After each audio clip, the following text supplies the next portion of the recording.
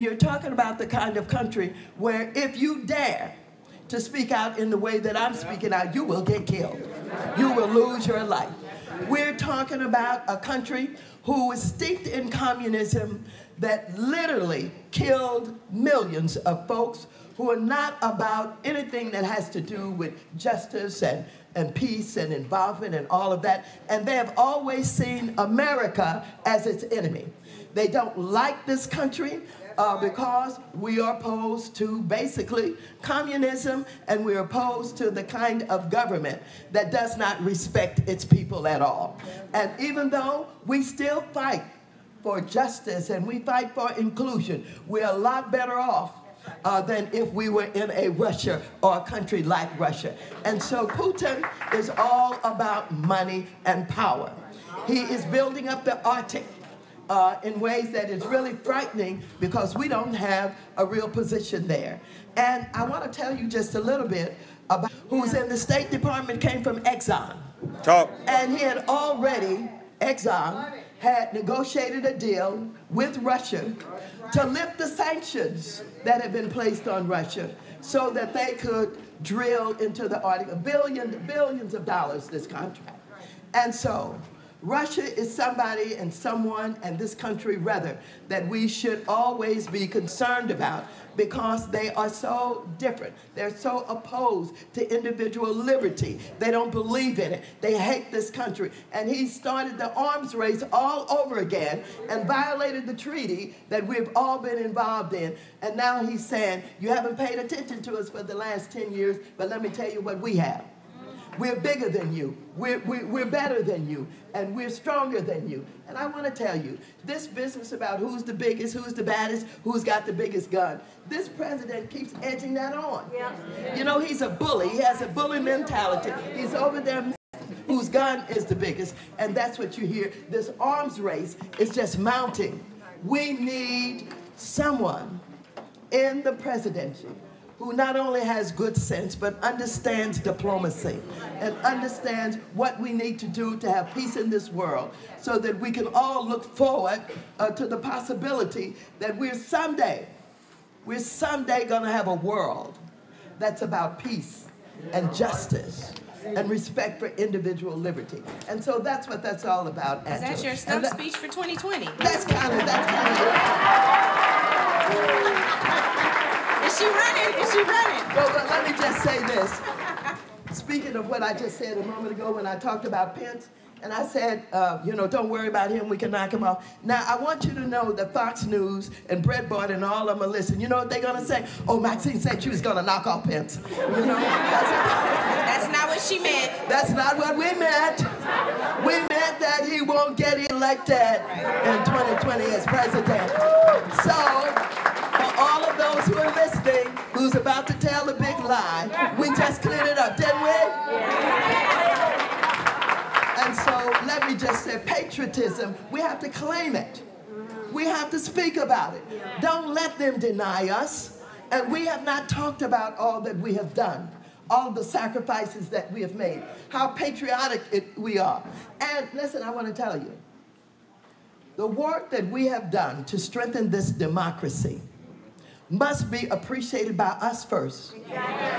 And because we have done that, and we have worked, and we have toiled, and we have sacrificed, and we have given so much, we're going to let somebody come into the White House and destroy all of that? I don't think so. And so, don't forget, I want you and our veterans, and you know, Memorial Day and Veterans Day and all of that, let's rise up and say, another me too. Another me too. Because we have given, we have sacrificed. Claim our patriotism. And in the final analysis, when Mueller connects those dots, Angela, when Mueller connects those dots, and he shows that there has been collusion, and he shows that there has been obstruction of justice, we will emerge as the patriots. And we want to see if some of those right-wing Republicans who've been lying about their patriotism all of these years in the Senate and in the House, we're going to see if they're going to be able to stand with them. When we have the goods on them and they are revealed. And I'm telling you, even though I've been criticized, Angela, for starting to call for the impeachment earlier. Now I'm about to be in the business of saying, I told you so.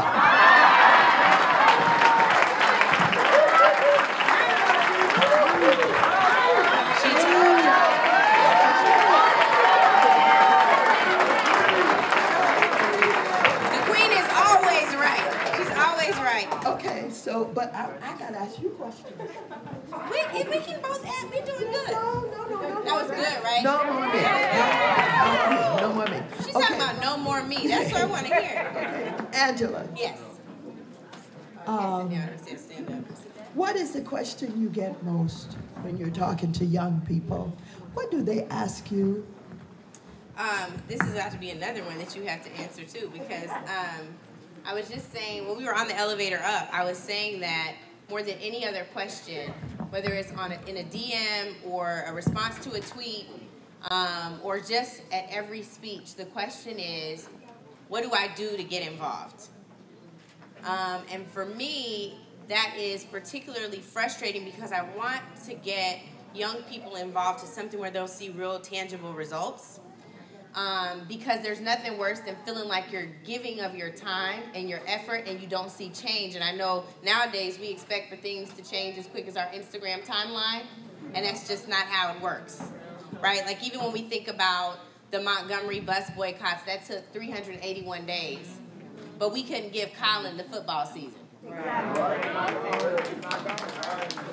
Yeah, I was like, I gotta watch the Super Bowl commercials, but you wanted to wear your Colin jerseys for Halloween. That's all right. I'm still gonna keep it real. And so the challenge really is, can we dedicate our time and our effort to change even when we don't see it immediately on the horizon? And so I would just encourage you all. One of the things that I do often is read. I read a ton. I read papers. I read history books. There was an article that just came out in the Washington Post, Congresswoman, about the Kerner Commission 50 years later. Right. And the fact that from a mass incarceration standpoint, an education standpoint, economic mobility, and I think there was one more area, poverty rates overall, we haven't seen any progress, Black people, in 50 years. That's right. And what's more maddening about that is the Kerner Commission was looking at what had changed since the Chicago riots in 1919, and there hadn't been much. So we're talking about 100 years, no progress. So it's really hard because I think that in order for us to get folks involved, we have to be honest about where we are. And in being honest about where we are, it kind of feels like immobilizing. Right? It's like, why am I going to dedicate my time to that? I've watched my family members and friends and people that I love really pour all their energy into doing something, and there's no substantial progress in 50 years, maybe 100 years. And so to that, I would just say that maybe it's because we've been asking and demanding the wrong thing. Amen. I've been saying often for so many of us, and since we're in the room with folks who are seemingly activists, because it's a Saturday and you didn't have to be here, here's a chant for you. What do we want? Black power. No, that's good. That is really good.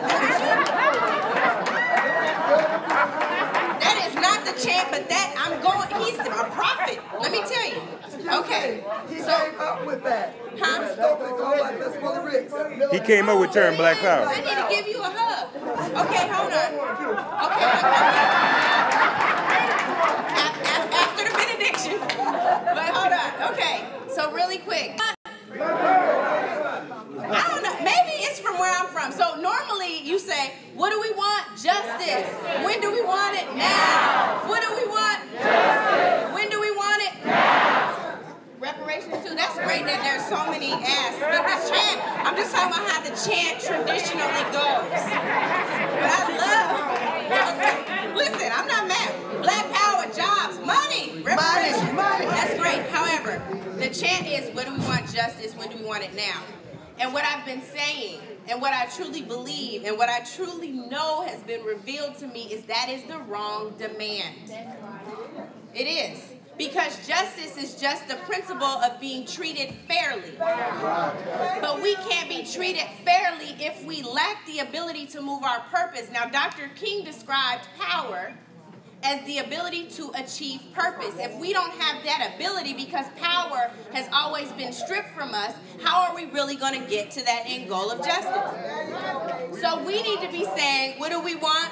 Power. He said black power. Black power. What do we want? Black power. What do we want? Black power. What do we want? Black power. Okay. So here's the point.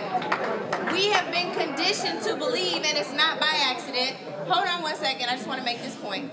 We've been conditioned to believe, and it's not by accident, that power is dangerous. And it's not for no reason. We've always seen power used against us in the form of oppression in this country, right? So we know what it is. We know why it is. But our power doesn't have to be used and abused in that way. Our power can be used constructively to ensure that everyone in our community has the ability to achieve purpose. Yes, that's right. He's up here giving me the whole Black Panther Party 10-point plan, okay? 10-point program. That's good. So I would just encourage you all to think about what we do and how we apply ourselves to ensure that we are developing an agenda designed to help us to achieve purpose. That is what it's really about. So we have to we got to do some paradigm shifting, and that's always uncomfortable. We don't like that kind of change. But we got to hit reset so that we can really attain power in this country and share that with other folks. Congressman Waters, I have a question. Yes. Okay. So there's the Tea Party, who said that they wanted to take their country back. The Tea Party put the Republicans in such an uncomfortable position because they were forcing them to do something that they didn't necessarily want to do. They ran people against traditional conservatives, and they moved their agenda further to the right. I don't have anything where I want to move the Democratic agenda or the progressive agenda further to the left, but I want to move it further to the black. So I just want to know if there's any way for us to stand up something that helps us with targeted solutions. That's like, a black party, but it doesn't have to be called that. So that we have targeted solutions. If we know every time in this country we've tried to do this big tent or we try to come up with big solutions, we get bigly, as he says, left out. I think I know. When we have young black people who feel empowered and who feel as if they know something about how to get things done, then we'll have some movement. I had and still have hopes for Black Lives Matter. Because one of the things that they did was they stepped outside of the box. Yeah. And they decided that, okay, so you all been going to the police commission meetings. You've been taking your 1 minute that they give you on the microphone, and you've been saying, you people haven't been doing the right thing. This is not right, blah, blah, blah, blah, blah. We're just going to go and we're going to disturb them. And I want to tell you, they had to stop having meetings almost in LA because Black Lives Matter wouldn't let them have them. And it really did move that commission to the point where they decided that in one of the cases that the district attorney now should have taken the recommendation decided by the police commission and moved on the police officers who had committed the shooting and the killing. The district attorney is a black woman, and she said no. Now, you will find yourselves in some power positions in your career, and you have to make some decisions about whether or not this is the moment. This is the moment where you step outside of the box. And you step outside of the box and you're going to do something that's considered extraordinary even. Different. Not going down the same path, not doing it the same way. And so it certainly is possible. When enough people, enough young people particularly, see themselves as the agents of change and they're willing to step outside of the box and do some things differently and confront some situations differently. And I know this is not easy. And I tell you why I know it's not easy. Most of the young people in this room who have gone to school, who have graduated from college, I know what you were told by your parents. Now, honey, sugar, I want you to go and I want you to get a nice job. I want you to look nice and don't make any noise. I mean, just Do what you're told. And if you do what you're told and you don't, in essence, talk back, you're going to make it up the ladder. And that's how you advance your career. Now, your daddy and I, we put a lot into you. We love you. And we want you to be successful. So I want you to be, in essence, and I'm kind of speaking to the women now a little bit more than, I want you to be a good girl, you know. I know how what we have done with our young people and telling them how you move ahead. That's not how you move ahead. You're smart enough. You're as smart as anybody else. I work with dumb people every day. And you know, somebody said something about, was talking to me about racism. And they said something about accusing us of not calling out blacks who have been racist. And they say that, but you call out, you know, people like in Charlottesville, the KKK and the white nationalists. And I said, are you kidding? I work with racists every day. You know what I mean? What are you talking about? And so what I'm saying to you is this. Follow your heart. If you have some instincts that are different than what you have been taught, examine them. Talk with someone else and all that what goes on around the water fountain. Talk with some other young people and find out who's thinking kind of like you thinking. What's making you upset? What's making you feel bad? What's making you feel as if you should be further along, but there are people holding you back, and you know who they are. You know how they talk to you on the job. You've been told, be nice. You know, don't get in any arguments on the job. You know, just do what you're told. And I'm saying to you, you got to undo some of that. You got to undo some of that. And you got to go home one night and you got to be so pissed off when you say, when I go to work tomorrow, let me tell you what I'm going to do. I'm going to get her, I'm going to pull her in the back room, who has been saying all the time, it's going to be me and you. That's right. You know what I'm saying? Now, particularly in some of these jobs, you just got to demand respect. You just got to demand respect. And so, I guess what I'm saying in response to what you're asking is, I think we're moving in that direction. I see some things happening. I understand the power of millennials if they tap into it and they're ready to move on it. I understand what happened to them in the last election. Many who supported Bernie, many who were disappointed when Trump ended up being the president, and many who said, I wouldn't vote for Hillary because you didn't know that it was Russians who were telling you that she was a crook. Yeah. The sophisticated technology is misleading a lot of folks. That's but right. You're smart enough to figure that out.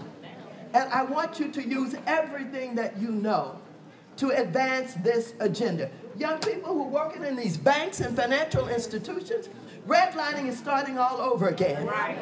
Don't you be a part of that mess. I know that you have the job there, but you call me, you call somebody and say, let me tell you what they're doing in terms of these applications that black people are making for these homes. We have right in Missouri a big, big revelation about what is happening with the bank. The bank there, they are denying the applications, the mortgages rather, of black people, even though they qualify for them in every way. Whether you're talking about the debt ratio or whether you're talking about the credit scores, whether you're talking about the income level, only to find out, exposed by a local newspaper after investigation, that they are simply redlining and not letting blacks into certain neighborhoods. If you see something like that happening where you work, you call somebody and you talk to us and you let us know what's going on. I want you to use your power in any and every way that you possibly can. Whether you're working in a bank and you see something going on, or whether you see some people who are filling out this loan application. Young folks, don't you let your grandmamas fill these things out by themselves. You read those applications and you sit down and you talk with them about it, because that guy sitting behind that desk in that bank, he's not going to tell them the truth. And so you have got to use what you are learning. As as some of our mothers and grandmothers would say, we ain't sending y'all to school for nothing. We want you to use what you're learning in order to help move us forward, in order to empower us, in order to make sure that we get treated right, that we get rid of discrimination, that we are using not only our brains and what we have learned, but our God-given talent to change what we are experiencing far too often. And so I think we're on the verge of that. We're supposed to take questions now. There it is. Questions from the audience? Yes, ma'am. Millennial. Somebody said millennial. This millennial has a name. What is your name? My name is Tiara Chapman from Florida State University, and I'm an intern from the Redefining.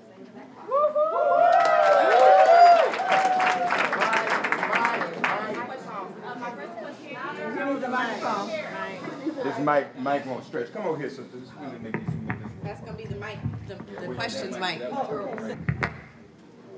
I have two questions. You mentioned about the charge that organizations have in this fight. I'm a member of National Council of Negro Women, and so I want to know, what do we need to do as young members of our organization? Right? Don't. As young members of our organization to help with the fight, help our people, get our members involved. And then my second question is how gracefully you, Ms. Angela Wright, and the Honorable Congresswoman Maxine Waters have gracefully closed the gap, the generational gap. And that is a big problem when people in older generations, how do we do that? I want to take the second part of the question. So for the second part of the question, I know, right? Sorry, I'm not standing. Can you hear me? Hello. Can you hear me on this one? No, we're just. Well, let me just project. Come on, girl. Hi. Okay. Come back to this one. So on the none of them. Okay, I'm just gonna project. Okay. So as it relates to closing the generational gap, bridging that divide, I think one of the most important things is understanding the importance of playing your part. And playing your part may be different depending on the audience. Just like in public speaking, they tell you the first. Young folks, often we are conditioned to believe that our elders are going to immediately be threatened by us. So we'll go into spaces defensive. And when you're defensive, you can't hear. When you can't hear, you can't learn from wisdom, right? But he doesn't just have a speech called Where Do We Go From Here? He has a book called Where Do We Go From Here? It is the same thing we're experiencing right now. So just like I can learn from the wisdom on the pages of Dr. King's book, I can learn from the wisdom that's sitting right here. And so that's the first thing I would say now to my elders. I would say to you all, just like I say to a lot of women audiences when I speak, my presence shouldn't intimidate you to the point where you think it's a competition. I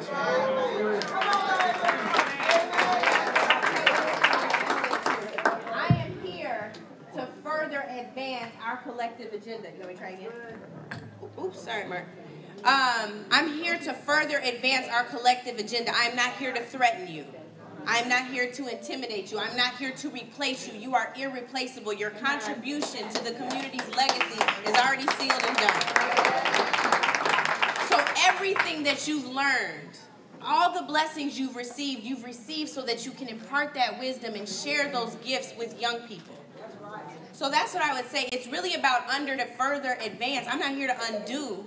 I'm here to further advance. And if we can embrace that, we shed our insecurities. We shed our fears. In some instances, we shed the self-hate, right?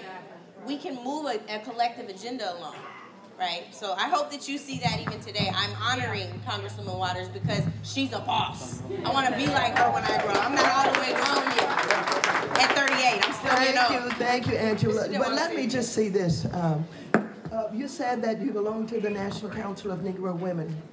And maybe y'all are trying to do things like Dorothy Heights did. You can't do that. Can't do that anymore. As a matter of fact, I have said to my staff, we are not going to simply have town hall meetings and just talk to you. I want to bring some dances out, you know. Let's have some music. Let's do something different. And for the young people, I want you in your gatherings and pulling people together is to bring your creativity with it. If in fact, you know, you need to bring out some art and have some artists talk about what they do for part of that program. I just saw a young black guy who was a fabulous tap dancer. He gonna be in my next hall meeting because I'm gonna open up the meeting with him. Let's do something different. Let's think about what you know young people like, and let's do that. And I said to Angela earlier, I've discovered that the millennials like an open mic.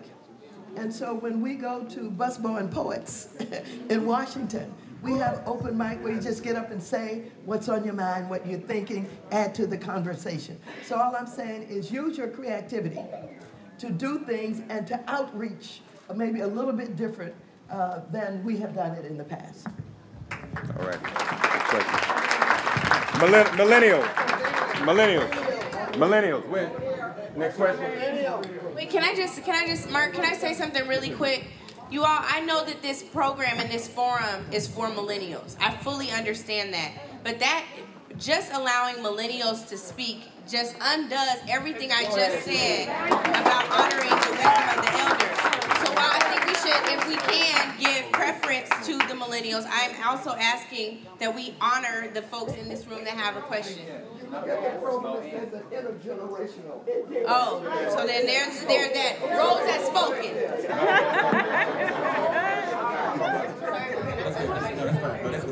My name is Edward Vaughn. I'm a retired Michigan State representative.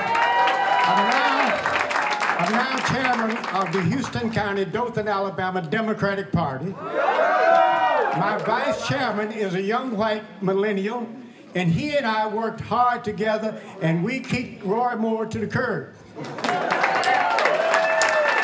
we elected Doug Jones right here in Alabama. But my question is, are we developing a 50-state strategy to dump Trump, Pence, everybody, all the Republicans? Are we developing that kind of strategy? That's what we got to do. And we got to urge our young people, old people, middle-aged, whatever, register to vote, and let's get out to vote in the primary and vote in the general election. We got to dump them, whether Mueller gets them or not, we got to get them. Thank you. You see that kind of fire? Now, millennials and fire, let it come out, okay? All right. So can I want to respond really quickly to, thank you so much, sir, for your thoughts and your question. I just, again, from an internal facing strategy component, I want us to ensure that what mobilizes our community is an agenda that works for us. Our agenda has to be heard. That means that the party has to embrace it. And so, again, I just say that it's time for us to say, what do we want and how are we going to ensure that that's made manifest? We cannot rely on other folks in elected office. Again, even in Memphis, I was just there. They have a white mayor. I'm not saying that white mayors are bad, but that one is.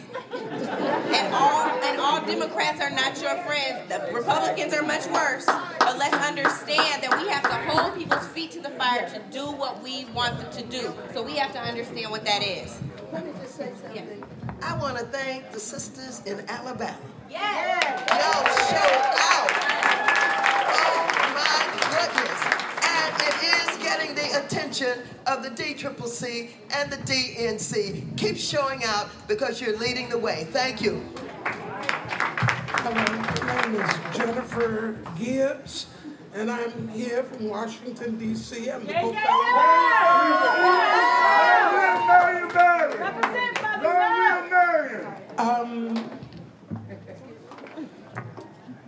I have been a volunteer with the Parent Support Group of the Department of Youth and Rehabilitative Services. I'm here with parents of incarcerated youth in Washington, D.C. But you know what? I was sitting over there in that corner. We arrived about an hour and a half early so that we were so excited about everything that was going to be going on here. So we wanted to be on time. And the people on this front row here, I happen to be sitting on the front row, but I don't understand how people who come in late thought that they were entitled to stand in front of the people on the front row. We love you. Everybody wanted to be here to see you. But what makes you think that you can come in late and you're entitled to stand in front of me? Okay. So that I can see this. I'm working with a millennial in Washington, helping him to start his own business. Excuse me, I don't know in terms of your question. Oh, sure. You on this line? Y'all, sure. Questions cannot be over a minute.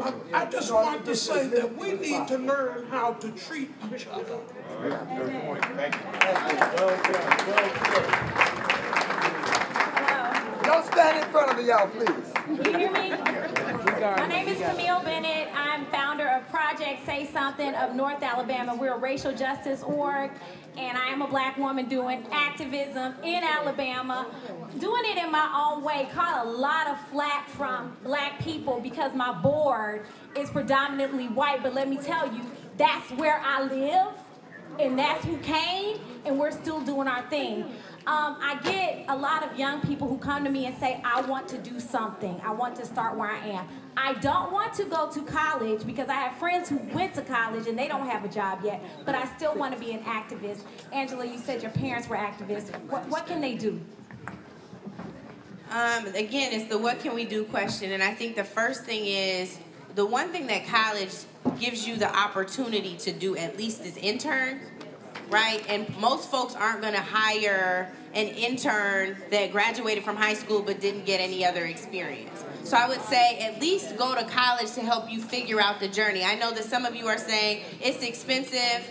Maybe we supported Bernie. He had a free college plan. I digress and just say real quickly that would have hurt a lot of HBCUs. Okay. But I just want to point out, yes, thank you HBCUs, but you got to go to her. So I need you to, what you want to do, try. I worked on Capitol Hill. I loved that experience. I loved it so much that I started a firm to continue to engage Capitol Hill and do social impact work in community. But I think you have to first try your hand at something. Young people say all the time too, how do I get to be an analyst on CNN? I'm like, where's your experience? You know, you can go be an anchor. Like if your training is journalism, then you can go be an anchor. But if you want to commentate on something, you have to have something that your opinion is rooted in. Your opinion's rooted in your experience. So go get your experience. I know tuition prices are too damn high, but please go and do that. Howard with the National Coalition of Blacks for Reparations in America. In Cobra, thank you.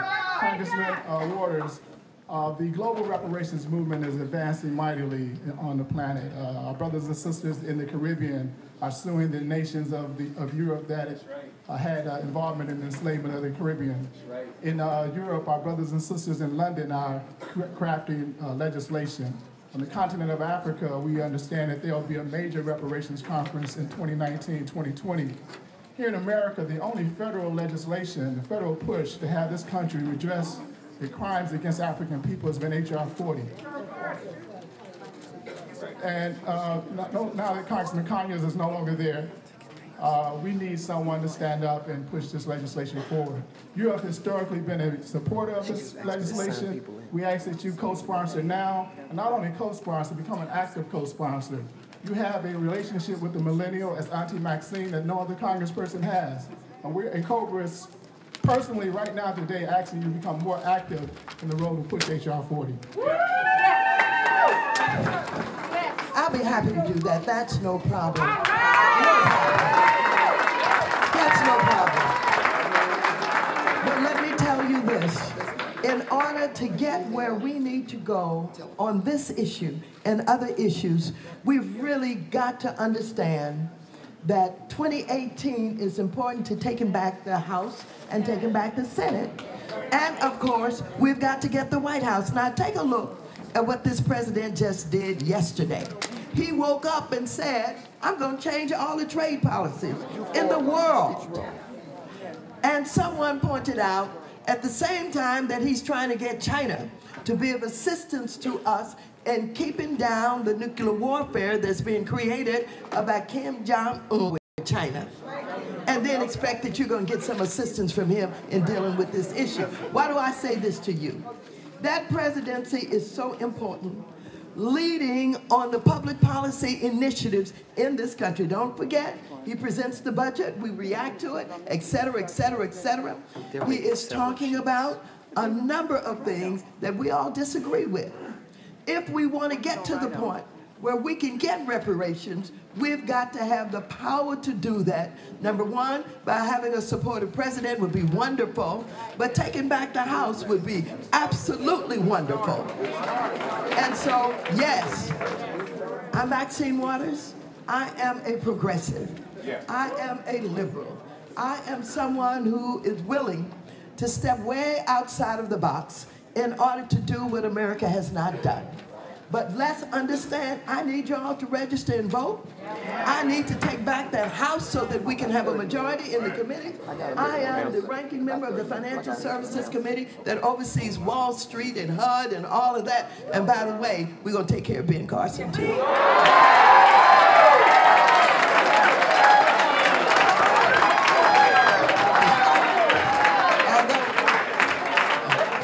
Brothers and sisters, just an announcement. We still, believe it or not, we got 30 more minutes. Okay, it's hot in here. We're going to hear from as many people as possible. Quiet. I love y'all. But this is important. Every year for 25 years, and I've been doing this 25 years, I've never gotten a group that would be true to getting the names of the people who are here. I need you. I'm sending out a sheet because the group that was supposed to do this are not here. Everybody in the group doesn't have to give me your name. So if you're here with a group, give me one contact person, because we don't just commemorate Bloody Sunday. We were in Washington on the Hill fighting for the renewal of the Voting Rights Act. We were in Mississippi. We started the Vote or Die campaign that helped to defeat.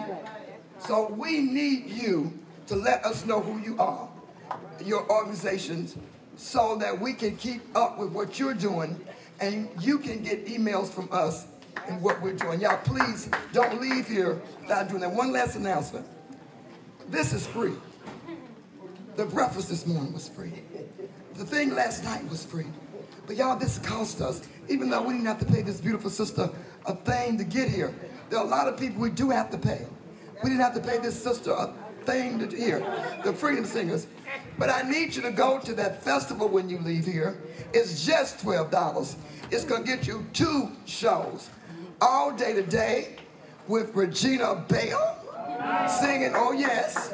And tomorrow, another gospel show to honor Dr. King. So don't just come here and do the free stuff. If you want to help keep the Jubilee alive, at least buy a paper for $1. Okay? And we have an article in here, Views of Patriotism and Democracy. And the 3rd verse from the national anthem is in your condoning slavery. Read this and teach it to your children. Do something. Okay. Now, let me just say this about Ben Carson and now. You know, he is redoing his office, and he contracted with a table, you know, dining car company or whatever. Quiet, people! For a $31,000 dining table, while they are slashing HUD and absolutely not putting together resources to deal with the homeless population. Now, this is what I want some of you to think about. He's a Republican. He's a proud Republican. And he got appointed by the president as a secretary of HUD. So he thought he's in like playing. We can't get hearings on a lot, but now that he has spent $31,000, black man, they're about to have a hearing on you. And they're not going to only have a hearing on you in the $31,000, they're going to have a hearing on you and whatever you did with your son and involved in some kind of contract. So I just want you to know, if you think you're in like Flynn because you want to be different and you don't want to be a Democrat and that you're in with the Republican Party, you're in until you make a mistake, you do something wrong. And while others have not been punished, they're going to get you. Just one other thing to mention, and everybody's doing well, we know it's warm, but we're going to get to everybody. As the papers are being distributed, and we ask for your contributions, I just want to acknowledge Do it quietly, though. one person that you might even want to be incentivized to take a paper from. In '63, his mother was arrested here in Selma demonstrating she was pregnant. This is the first Jubilee without Dick Gregory. This is his youngest son, Johanse, the 10th child. So I just want to say this, we can't become so self-congratulatory that we can't be humble and pass out papers. So Dick Gregory's son is here to move these papers. So raise your hand, he'll come to you, and you can get a paper from him. And Max, let me just say this. If you love Dick Gregory, I love it. continue the work that Dick Gregory did. Okay? When my father passed, about half the people who know me called me and said, I didn't know you were Dick Gregory's son. Why? Because he raised me to do the work. If you love Dick Gregory, you don't have to share his blood. Share his legacy by continuing his work. And in short, I definitely don't leave here without one of these papers. Hi, my name is Verdi Coleman III. I am a public educator at Wilcox Central High School. I teach English and public speaking. And I mean no offense when I say this. If I offended, put a Band-Aid on it. Stronger than Democrats, stronger than Republicans, stronger than any politics, I care about educators. Right now, I'm in the midst of situations where I have to see educators get discouraged and leave the industry because our government isn't exactly trying to support us. Meanwhile, we're the educators. We are the ones that teach everybody how to do every job in existence. So my biggest question is, I guess it's a two-part question. When did going into education to try to empower our nation become the equivalent of going straight to hell? And what can a brother like me do about it to make sure that not only my fellow educators stay in the game and actually give a damn about our students, but make sure that our students know that, hey, it's okay to be successful, be black and successful, especially... Well, first of all, your education, the Republic thinking you can stand up for the system. There's something because you can't handle them. So you want who will support. Vernon? Vernon. Vernon, that's not right? Call me V. V? Okay, sorry, V. There's one other thing that I want to utilize your question for you all to pay attention to. The Supreme Court just heard oral arguments for a case, AFSCME versus Janus, or Janus versus AFSCME. And I think it's important for you all to understand that black folks have always been connected to the labor movement because the labor movement, labor unions were literally our pathway into the middle class. And I think one and the same, you said, what can a brother like you do? This is part of it. Ensure that the folks who are educating our children, it certainly means that the teachers who are growing discouraged because they don't feel supported by a system have an apparatus to ensure that they always feel like they're not alone. Janus, that case where this man feels like his First Amendment rights are being somehow taken away from him because he has to pay some aspect of union dues so that he can have collective bargaining power, which is ridiculous. It's a right wing. We are not past the point of having to unionize and work together of it, and I think that a union on the ground here. Brown, and in the 10th day, I'm Confederate people who get it taken down, and I'd like to get it taken down. How could you help me get that removed from the square in Tuskegee? Because while some people may not feel that it's just a statue, it is what it is, it's symbolism. And so there were people who came and wanted to get it removed last year, and people who came to rebel that, people who we've never seen, who didn't look like us, and who pretty much are telling us it's going nowhere. So me being from a political city, Sacramento, about 60 miles east of Oakland, where the Black Panthers. Let me tell y'all this, a bit of information. The Alabama legislature passed a law this year that says you cannot change the names or remove any of these Confederate domestic terrorist statues. And right here in Alabama, right here, our majority Black city council actually gave an acre of land to honor the founder of the Klan.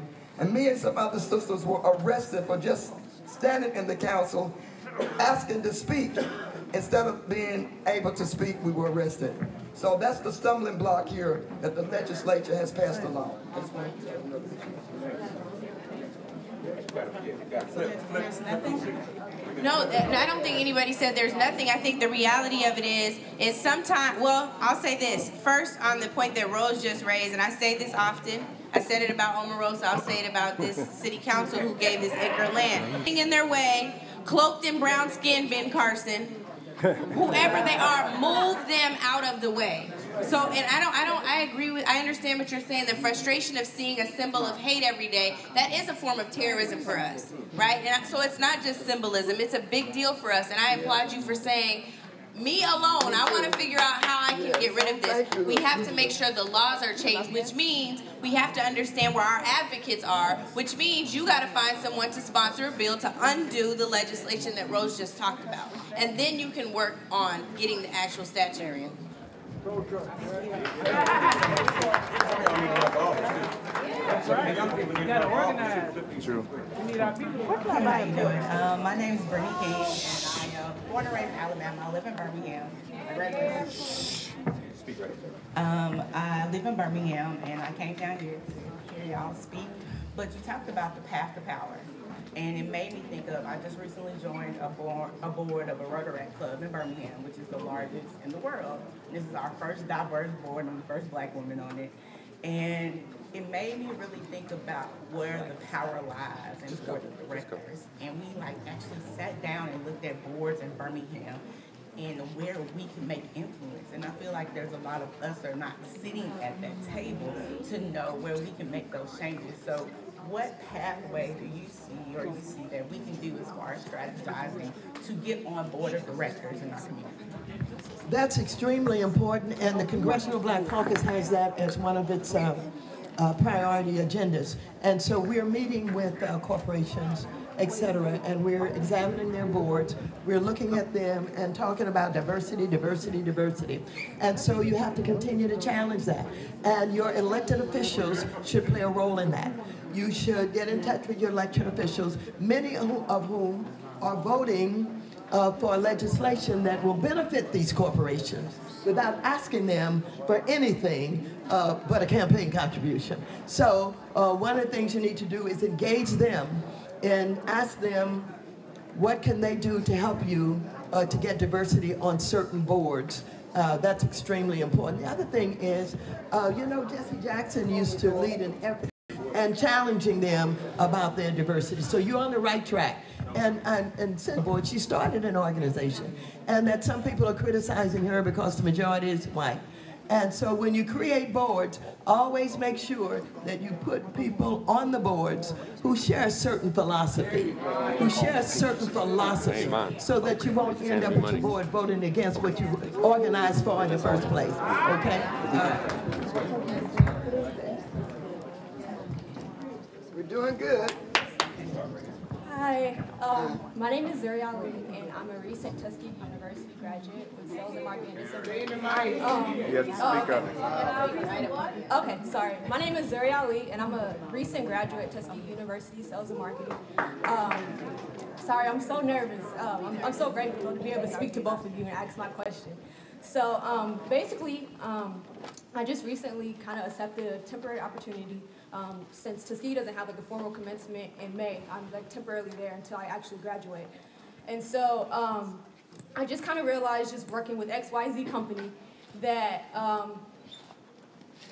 financial services setting, I really want to be a financial advisor. I really want to help underprivileged communities and people. And I think my struggle has been, and you talked about it too, with just obviously just educating yourself. But now I'm in survival mode. Like, I've graduated, and so I have to do what I have to do to survive in the most simplest way. So what tips could you say for, I guess, just anybody, men and women, my age, that just graduated and is, you know, entering the workforce? How, just, I guess, that fine line in between doing what you can and with the resources available to you, but also not becoming complacent. Well, you just described it, and that is doing what you can.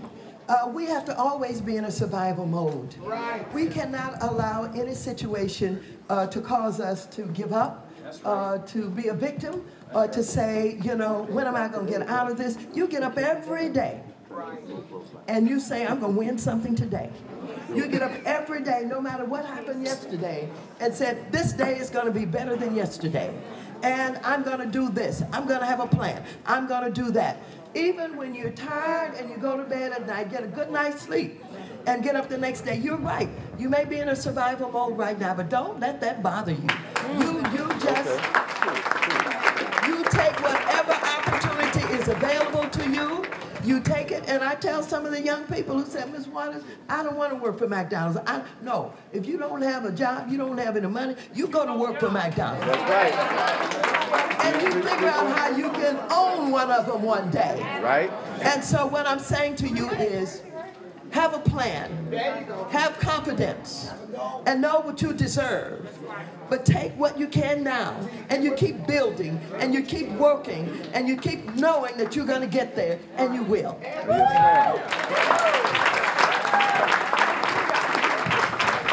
want to make sure that after this historical giant, and I can't let him talk too long, and I need some help. I want you to record the question of this young man. Everybody's going to record a question, okay? So everybody's question will be asked. And I'm really sure that if we run out of time, I know these sisters, and now I got another sister, another little sister. I'm sure they will answer them on email or something. So after she's going to take your question, everybody can take a question. We're going to make sure they get the question, okay? Y'all give it up to this hero. First, I would like to say that it's very clear that Africans, or people of African descent, are catching hell all over the world. No question. I just left the continent of Africa last week, and our continent is still being raped by Europe and the United States. And there China. are thousands of trucks rolling through Africa with our natural resources, our fruits, and everything else, taking it out of Africa, raping Africa, and sending it to Europe and other parts of the world. The whole world is on Africa's welfare. Now, since we Africans, yes, we feeding all of them, they couldn't make a car without Africa. And I want to just say one other thing, that we are the smartest people in the world. We gave civilization to the world. We gave schools and universities, mathematics, science, chemistry, engineering, biochemistry, nutrition, physics, law, philosophy, music, math. We even gave them God. We told the world that was a God. We Africans. Now my question, I would like to ask my sisters, both of my sisters. Young lady, what's your name again? Angela. Angela? Yes, sir. Who owed me a hug?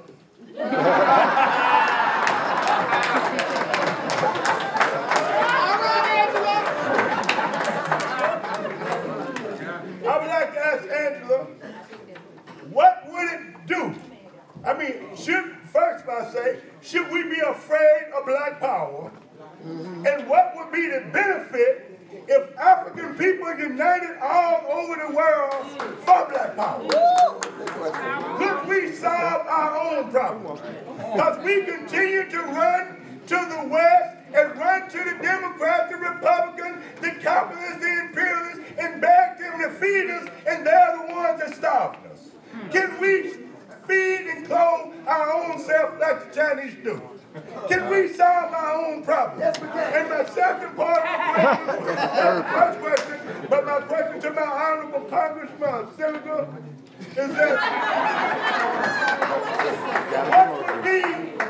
what would be the great benefit of a United States of Africa? If Africans unite and become a strong power like China, what would be the benefits of it? So I have two questions. The benefit of black power, the benefit of a strong united Africa.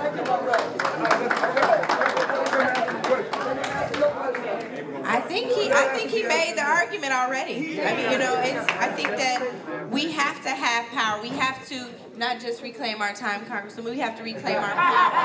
We do. And I think we can't be afraid of it.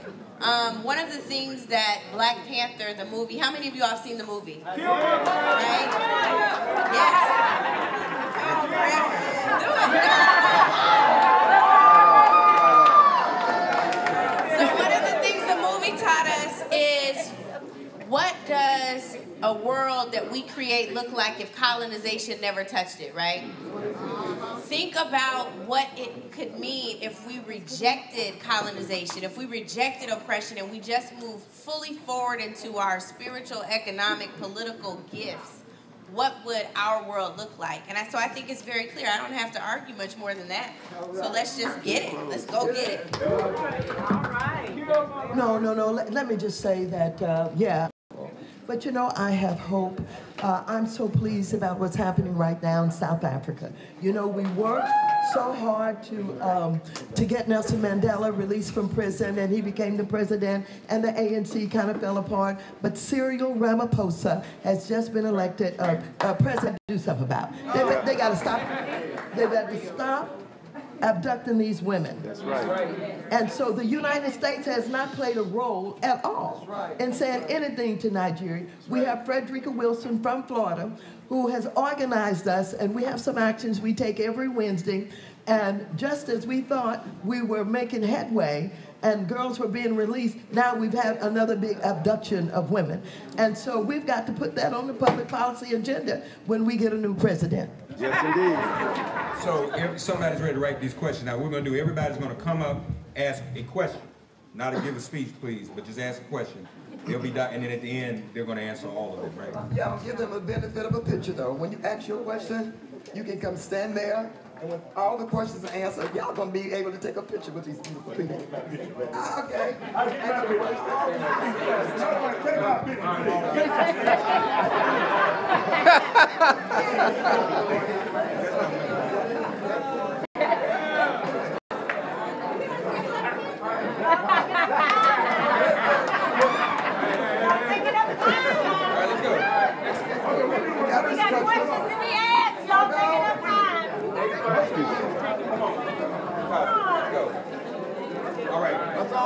Somebody write down the quote. Who's writing down? You got it. Okay, go. One strong black power. Come on, brother. Black power. Willie, come on, brother. Come on, my time. I love you. Come on. I love you too. All right, come on, brother. Go. Yeah. Oh, okay. My question is related to this dangerous situation between law enforcement and our African American community. My name is Anthony Washington. I'm a retired law enforcement officer, investigator from Miami-Dade Police Department. And what I don't understand, having spent so many years in law enforcement, which I can speak truly about now because I'm retired, is that if you understand one thing about what's taking place in our society now, understand this, that when you look at the shootings that are taking place in this country, it's done by majority of white officers. We are all, as all law enforcement officers, are trained in the same police academy. So why is it that those shootings are primarily being done by white officers and not black officers? Because we, as black officers, deal with the same crisis they deal with on a daily basis. And let me say this, I got one, and I want, okay, my question is this, and I would like Senator Waters to explain to me, Congresswoman. Okay, Congressman Waters, to explain to me where are we going with how are we going to change how it's being done? Because we know the Supreme Court protects that. The issue he raised is so important because we got some police officers here with us today. And this officer can tell you he was sent last year to arrest me in my law office. But I'm going to tell you, he didn't do it. Good morning. My name is Ronit Kao. I was invited here by the conference, the Alabama Conference of Mayors. I'm here representing Haiti, the sugar country. I would like to thank Ms. Waters for standing by Haiti for years. She's been going down Haiti, helping us down there. Now, the Lord gave me a vision to help clean the environment in Haiti after the statement made by the president. I see it as a second earthquake. We have with us the first woman, the sixth woman to have held her position in New York. We travel from New York. Deputy Chief Burgess, she teamed up with us, and the mayors are going to help us with this project. We're working with the mayors in Haiti. The question is, Ms. Waters, as always, can we count on your support to help us in this endeavor? And Ms. Angela, you're quite an inspiration. If you don't mind, I'd like to leave my card with you and let you know how you can help us.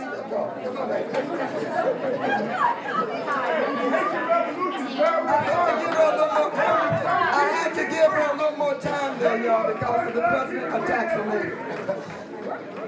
My name is Dr. Tan Stevens. I work with a couple organizations here. I'm here with the Black Mayors and Mayors Association and the World Conference of Mayors as well.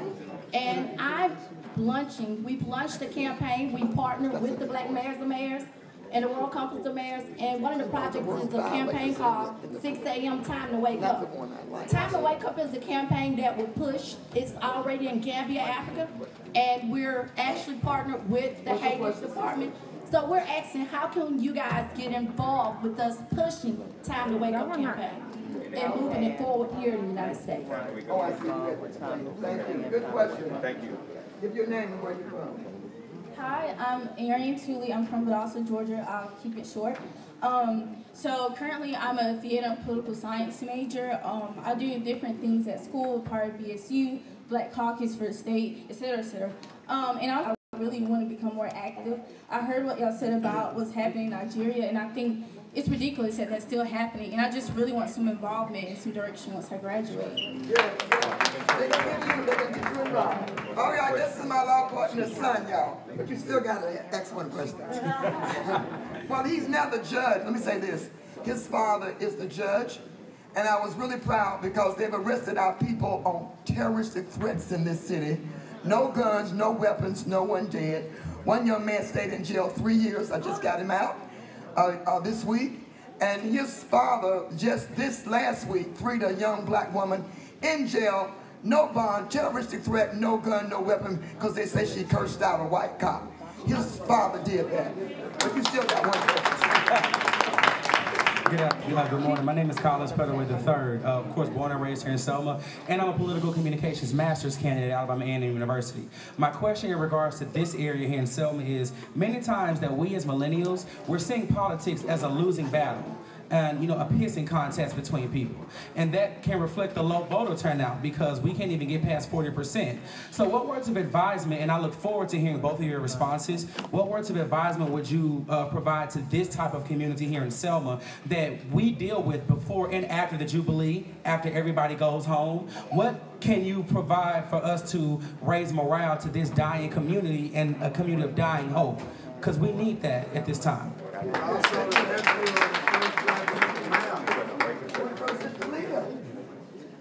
Hi, my name is Ivan Peoples. I'm here with 21st Century, and he asked me not to brief on my questions, but my question is, how exactly would you guys give advice on hatred, generational hatred, or wanting more? Wow, hatred. Wow, generational hatred. I understand exactly what he says. That's why we got black men and black judges sending black people to jail. Hi, my name is Joanna White. I'm a junior at Stetson University. And my question is, as far as like my university goes, we actually have a local KKK chapter, and not many people actually know about it. So how do I spread awareness not only to my college campus, but also to the DeLane community as a whole? She's getting all the questions. My name is Karen Jones, and this is 17-year-old Ulysses Wilkerson, who the grand jury just said was justifiable being by the police in Troy, Alabama. How can we stop allowing crazy, mentally ill white males from getting their day in court, and our black men and black boys being brutalized and even killed? How can we stop that? What's his name again? His name is Ulysses Wilkerson. We call him Fat Daddy in Troy, Alabama. Justice for Fat Daddy. And here in Selma, Mr. Shaw was killed by a black cop. And we were arrested just for Black Lives Matter on the bridge. Y'all need to know that. It's not just white cops. There are some black cops that kill black people. Not many, but there are some. And what really got me is that when we protested that Black Lives Matter, we were arrested by a black cop, the police. My question is, I'm kind of new to the political scene and getting into voting, and I vote, but sometimes I get overwhelmed with all the different things that I want to take a part in. And is there a way to sort of ground yourself in with the movements and the ideas, so that you're not overwhelmed, but you can like actively take a part in things? Okay, now, Maxine, y'all take the questions and kind of integrate them and answer them the best you can, all of them. And the rest of the specifics we'll send to you. She has it. Can y'all respond generally to their general questions? Let me just start with class. In terms of focusing, being interested in so many different things, and getting a little bit confused and not knowing what to do. You know, sometimes we forget about simple ways to organize our lives. Sometimes we need to just stop and write down some things. And write down everything that you think you're interested in, you want to do. And then come to the realistic conclusion, I can't do all of this. So what is most important to me? What is most meaningful to me? Pick. After you make your list, go over your list, think about it, and think about what's most important to you. Pick one thing, and then go and get started on that one thing. And you don't have to stick with it if it does not serve you in the way that you thought it should. You could go into something else, but just stop being out there, you know, thinking, oh, it's so much that I could do. Do one thing. So you gonna make your list? Yes. All right, thank you.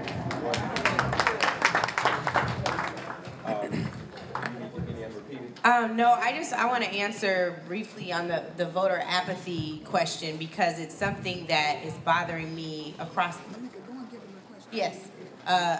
the board for us.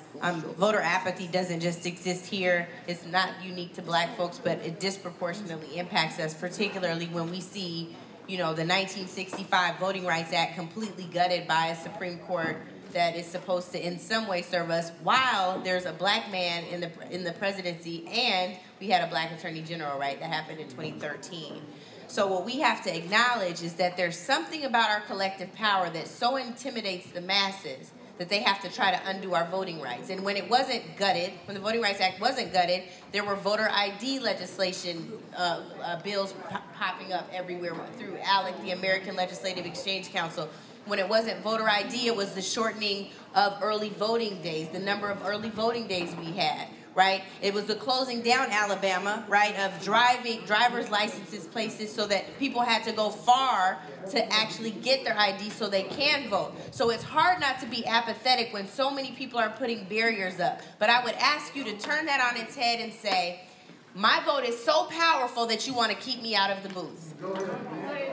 So start telling yourself something different, not, oh, they're trying to make it so hard for me. Why are they trying to make it so hard for you? Your vote is so powerful, you can change this city. My vote is so powerful, I can change this state. Look at Doug Jones. We still need him to do right, but look at Doug Jones. My vote is so powerful, I can change the county. I can change the country. I can shape the world. We have to harness our collective power. We can only do that when we recognize the fullness of the potential that exists within us and our neighbors. So I'm saying to you, recognize that power. Voter apathy will change also when we put candidates on the ballot that we want to support. I need for you all who feel called to public service in that way to run, to not be afraid. I'm not talking about run away. I'm talking about run for office, right? So that's what I'm saying. We have to start encouraging people who we know have the gifts to do this. My friends run an organization called Collective PAC, right, where they're helping candidates all over the country stand up and vote, run for office. One of the things that's kept us out is we know that running for office is expensive. So we have to start raising money, even if it's $20, y'all. We have to change the face of who is running for office so we feel like folks are serving us.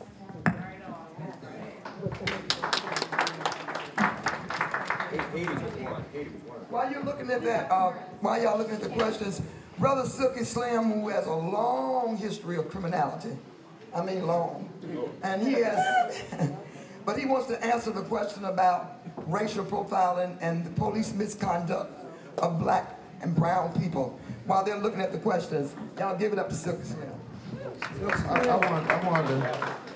I wanted to address what that former police officer said. Whenever you are what you are, you don't wait till you retire to tell the truth. You come out with the truth, and that's how we make change. That's the bottom line to that. And when we look at it, like, we are the organization that filmed the murder of Alton Sterling by Baton Rouge Police Department. We work with the Trayvon Martin Foundation, Michael Brown family. We look at the murders that the police do, but there are 9,776 murders in America that 6,429 were committed by black on black. So if black lives really matter, it has to matter to black people as well. So we take it to the White House, but we also take it to the crack house, the abortion house, and let it matter before you go to the houses out there in the streets. Let Black Lives Matter all the way across the board, then we're gonna get the change that we see. We can't be hypocrites in this game. We got to let Black Lives Matter all the way. I'm a Crip from South Central Los Angeles. I commend your work, because I know what she did to uncover the CIA story with my homeboy Freeway Rick Ross. But God changed our lives so that we could stand stronger. We can't just let black lives be a chant. It has to be a way of living.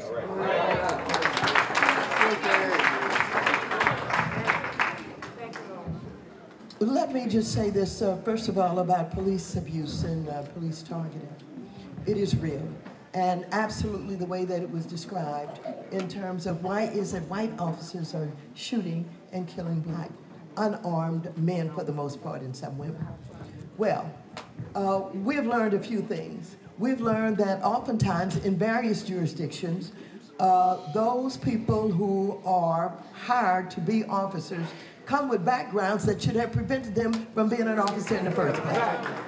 And so the kind of scrutiny that is needed is not always done, and even some of those who get on and then their record just piles up about the kind of abuses they've been accused of, or people have called in about. They haven't done anything, but most of the legislatures have laws that protect police officers. And so a lot of this just goes back to voting again and getting and electing people who you can repeal some of this stuff and get rid of some of this stuff. And let me just say this. One of the things that we have also discovered is some of the white officers come to the police forces being afraid of black men. That's right. And God forbid if you're tall and you are, 6'3", 4, 5, and they're really afraid of you. And the first thing they do is they go for the gun. That's right. And you're absolutely right. In most of the training, they don't tell you to do that.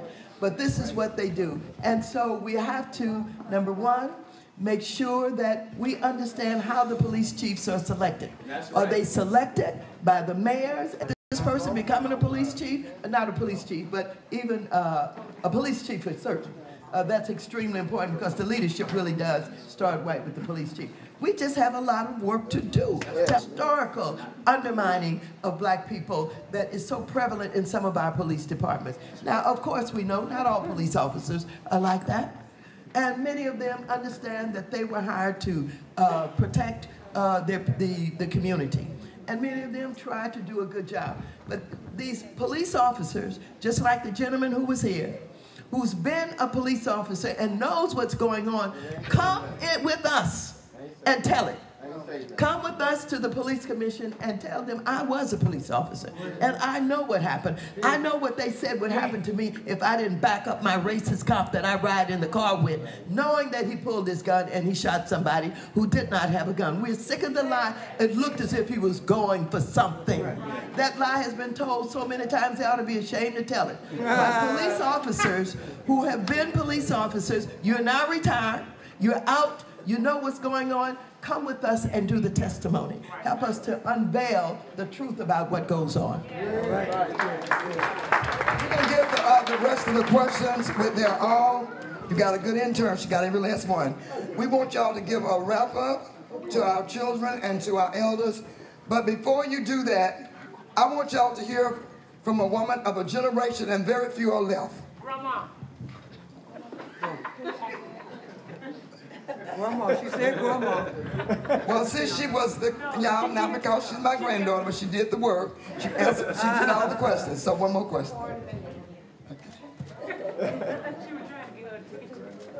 Thank you, Oscar. Hello, my name is Kristen Walker. I am a junior political science and Spanish double major at Spelman College. And I wanted to ask you all specifically about other minority communities in the United States, and because personally I want to be a lawyer, but I have a Spanish major as well because I want to be able to reach that community as it is a growing population in the United States. And so I was wondering how we, I believe, as Black people can advance our agenda, but also remember the collectivism of a lot of minority groups that are being oppressed and discriminated in the United States, and seeing how that can be in a collective front and getting more accomplished and getting more done, and how you all have seen that in Congress or in general, how we can work with different communities. Because I believe if we work together, especially, not saying we all have different things that we need to be accomplished and they're not all the same, obviously, but how do you believe we can progress further by using other communities around us or being aware of the other oppressing groups that are being oppressed around us? To be fair, answer that in your wrap up, because I didn't allow y'all to answer anybody else's questions. Thank you. I can't give you that much privilege. Okay, so I want y'all to hear before you wrap up from an elder.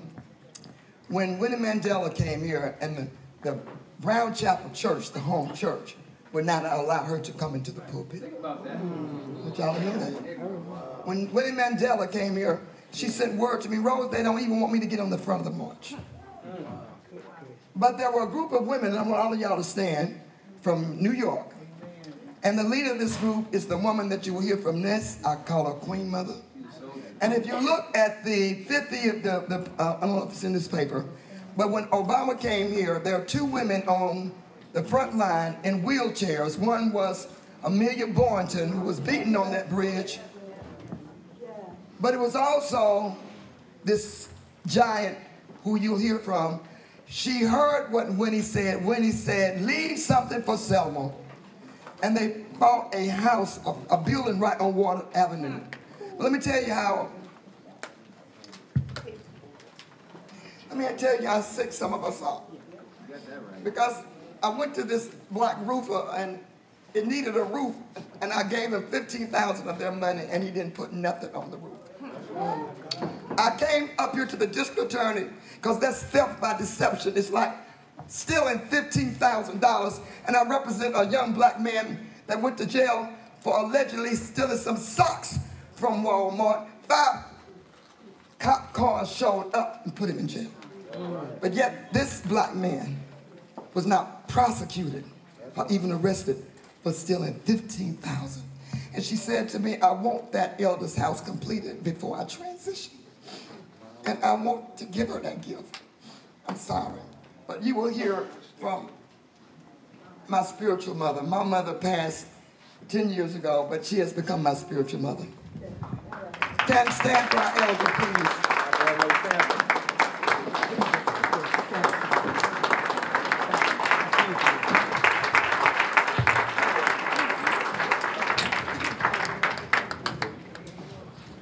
Madase, I wish that I could speak to you in our language, the rich, melodic, cataphonic, poetic language of our ancestors. But I stand before you as a person who was denied the knowledge of the language and the richness of our people. That's right. And as I listened, and I listened, and I listened today, I wondered if each one of you realizes that you have a congressperson, more than one from your state, and a senator from your state. And while we have been blessed to have a Maxine Waters who represents one of the districts in California, we claim her as ours also. But I ask you to have a similar meeting with the Congress people from your state and your district, and the senators from your state, and pose the same questions to them that you have asked of her. That's right. One of the reasons that we are paralyzed, one of the reasons why we have a Black Lives Matter movement is because you have been prepared to feel that you didn't matter. And that was not accidental. While people were marching and protesting and facing the dogs and the hoses, quietly, the educational movement was active in keeping us paralyzed by developing government programs that called us disadvantaged, culturally deprived, at-risk, endangered species, and gave a small pot of money if you used those labels. And the money was given not to the people who were disadvantaged and culturally deprived, but to the people that had made it possible to develop an educational system that fostered that concern. And even recently, when you look at the notion of closing the achievement gap, you talk about achievement. There's no achievement gap. It's a resource gap. It's an opportunity gap. It's a housing gap. It's a health gap. But if you said that, that would mean that the providers were responsible. And you couldn't accept that. So you called it an achievement gap, as though the highest expectation of children of African ancestry, the descendants of enslaved chattel slaves, were supposed to function in an educational system parallel to that of the European states. But in addition to that, they gave money, again, federal and state money, to foster these concepts. So if you wanted this pittance as state representatives, then you had to accept those labels. And that's why you had to line up and say Black Lives Matter, because they had made sure that you didn't matter. That you made sure that you felt that you weren't important and that you were invisible. Understand that we have to identify ourselves. That's right. We cannot accept the identification of the historical oppressor because there is an agenda behind that. Behind that identity. So it was through President Obama that we have I am my brother's keeper, and I am my sister's keeper, because they validated the relationship that we should have with each other. But if you don't know that that's your brother, that that's your sister, then it's easy to destroy that person because they're closest to you, and there's the least amount of punishment for it. So we have to be analytical in understanding the conditions that we're in. So as an elder, in the African tradition, I would like to define you as beloved and special and extraordinary and gifted and worthy, and ask you to lose those identities that have been enacted upon you as people without a name and without a language, and never being able to go home and claim home again, never being able to send money to my native village in Africa. As often as I go, I can't contribute to building a well where my people came from because I can never know where it is. Understand the burden that carries on my heart as I give my tax dollars to support people, to support where they came from. Please understand that. Please meet with your representatives Education is a states' rights issue in America. Do you know who's on your state board of education and making the decisions about curriculum? Do you know, are they elected or are they appointed by the governor? I served on the state board for 21 years. No salary, no office, no telephone, no compensation, no driver. So how many people do you think who were poor like I was on that state board? Think about that. None. And that's an elected board. Wealthy, influential people. If you want to talk about education, find out who's making the decisions in your state. Find out how they got to be on a state board that makes decisions. Find the relationship between bringing police into the school who have no educational background to protect the children? No. To protect the property. To protect the professionals. So, as an elder who has defined you, not as disadvantaged, culturally deprived, at risk, people who have to earn the right to achieve as a European, that's not who you are. That's right. Rise up and claim your identity. Call forth the people whose salary you are paying as your elected representatives, both state and congressional. All of our congresswomen. Thanks for this young woman.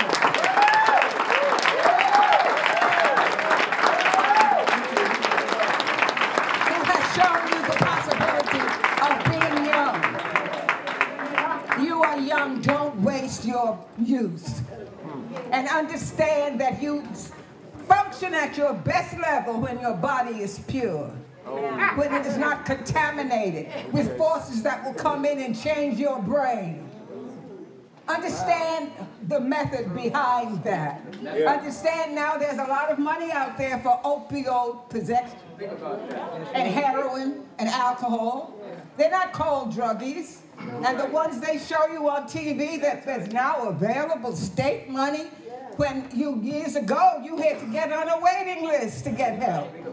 Understand the reason why drugs have ever been brought into a society: to disrupt, to confuse, to paralyze. Take care of your body, your health, your mind, and your spirit. And remember that you are beloved, worthy, resilient, dangerous.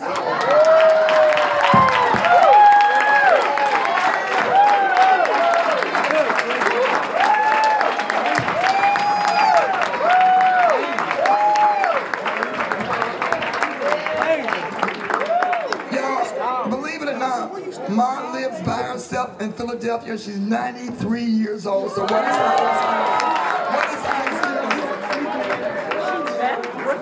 She's 93. She comes here every year. And y'all can go by her building. Some of What is her name? Oh, Dr. Adelaide Sanford. Dr. Adelaide Sanford. From Mississippi, but lives in New York. And the granddaughter of enslaved. She knew her great-grandmother was a slave. Okay, while we're getting resettled and we're going to try and do a wrap-up, I want to say to the questioner who asked about Haiti and our continued support for Haiti, that little country that stood up for their independence and was able to fight off the French. And Toussaint de Louverture was one of the leaders of that revolution, and they certainly should be a guide for us in what we do and how we deal with Haiti. Yes, I will continue to be a supporter of Haiti. As you know, I supported Lavalas. And as you know, President Aristide was one who was placed into exile. It was I and Randall Robinson and a few others who chartered a plane, went up to the Central African Republic and put him on that plane and brought him back. We brought him back to Jamaica.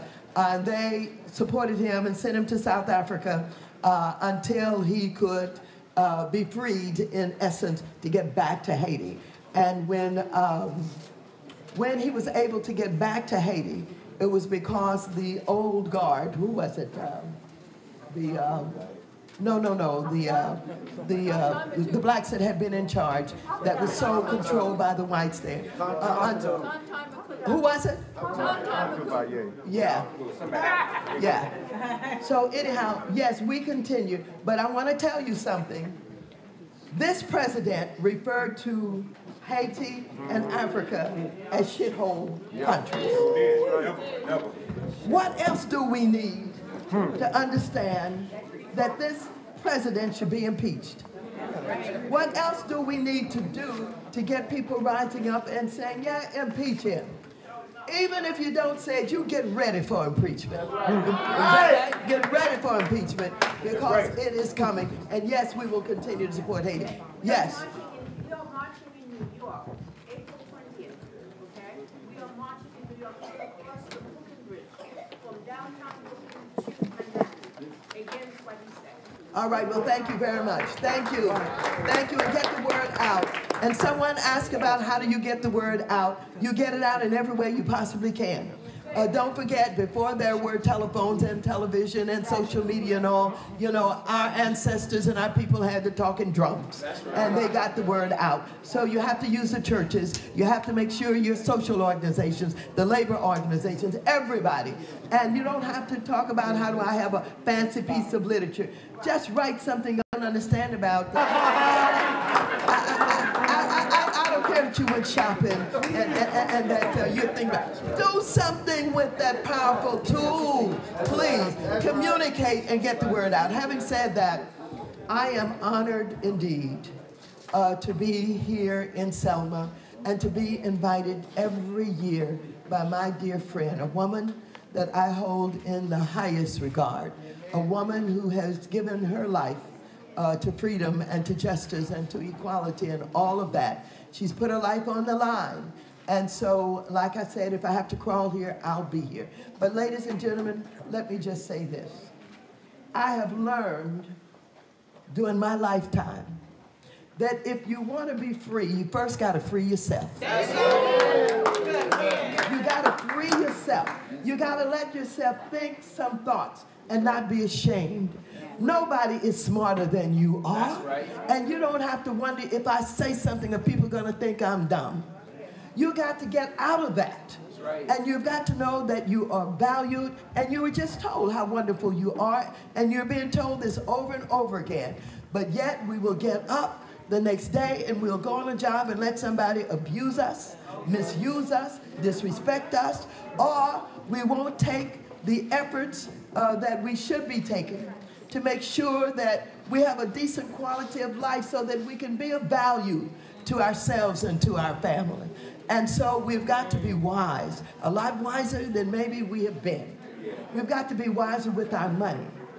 We've got to make sure that we don't let everything and everybody rip us off. You got to make sure you know who your elected officials are. If your elected officials are out here supporting the payday loan industry, you need to deal with them whether they're black, white, or green. And so, I'm here to join in with this jubilee, with this celebration. I'm here to give recognition to those who walked across the Edmund Pettus Bridge, and John Lewis, who got beat on that bridge, and to all of those who fought just for voting rights. And we fought. Voting rights makes the democracy stronger. And this president and those who are trying to deny us access to the voting booth, they are not the patriots, we are. We're fighting for the democracy and for inclusion to make sure that there is diversity, et cetera, et cetera. So be proud, be wonderful, stand up. If you have not cursed anybody out in the last few hours, go curse somebody out. It's good for the soul. Every now and then you just have to do it. You got to make believers out of people. And so, again, remember, free yourself. Be true to yourself. Do something you always wanted to do and you were too afraid to do it. Do something that you always wanted to do and you just thought people would think I'm crazy. Say, yeah, I'm crazy today because I'm doing this. Okay? This I'm going to do. I love you all and thank you all for having me here.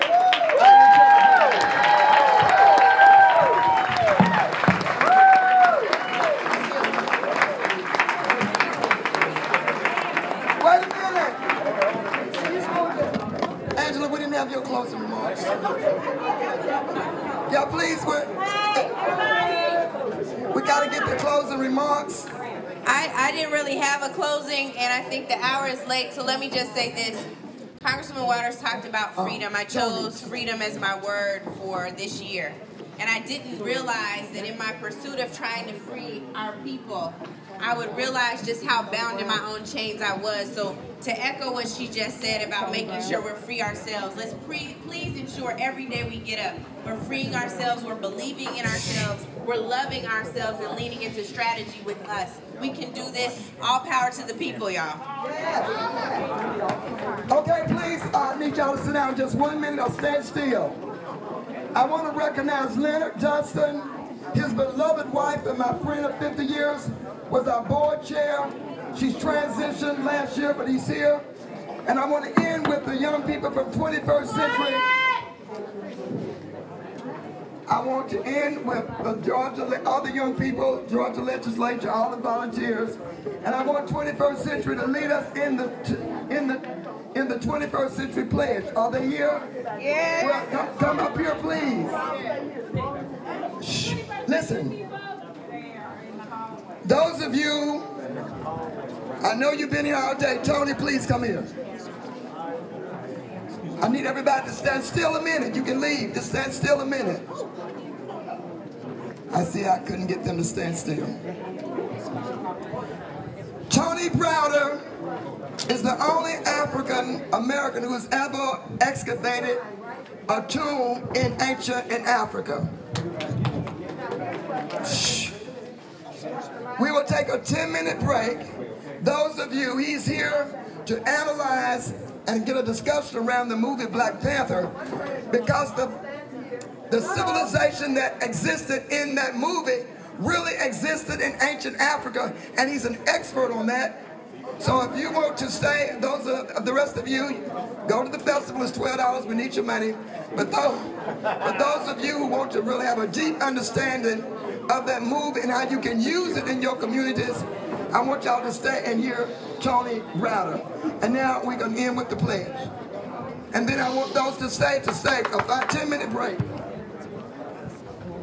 Maxine,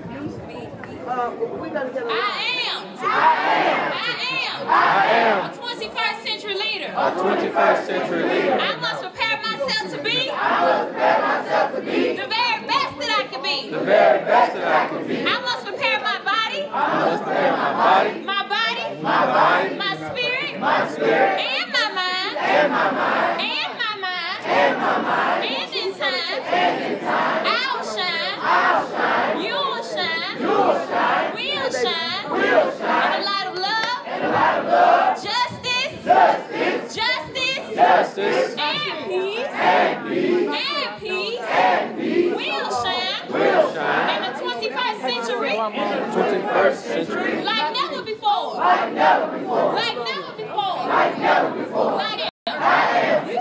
you are, we are 21st century leaders.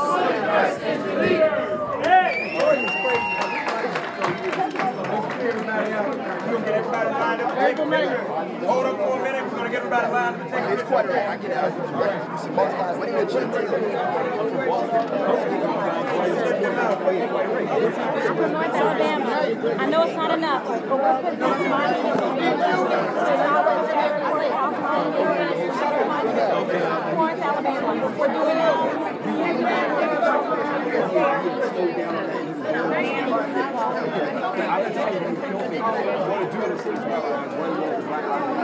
If you want a picture, that's what I'm doing. Quite sure that is what we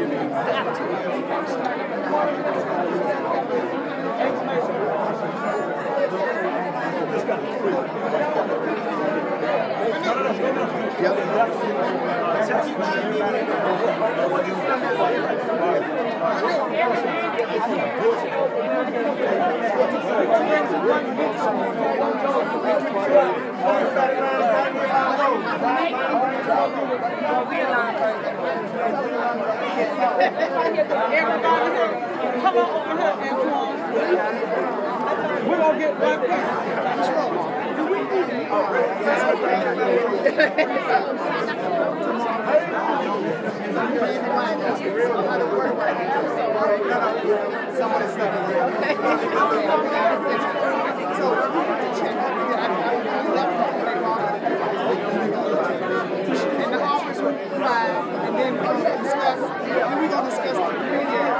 we're gonna talk to her about it. She was here on the bridge earlier. She did so she wasn't here. She did walk in the thing, and now she's going to the rest of the okay, so just walk down there and get okay.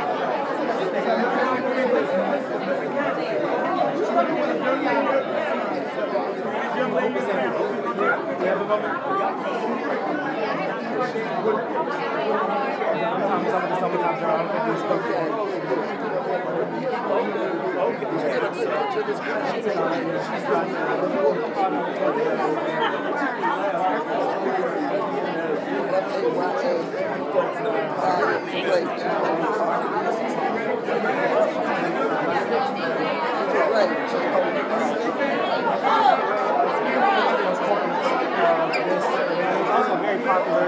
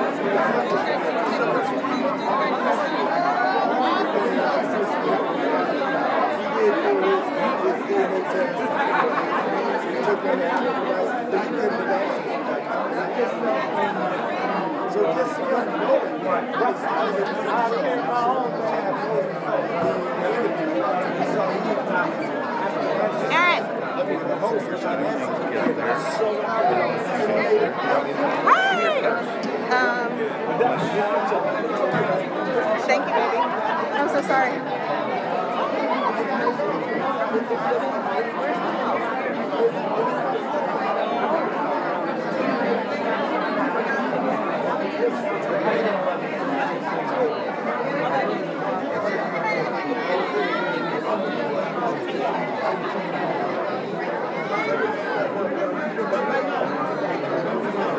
Okay, maybe you can answer the question.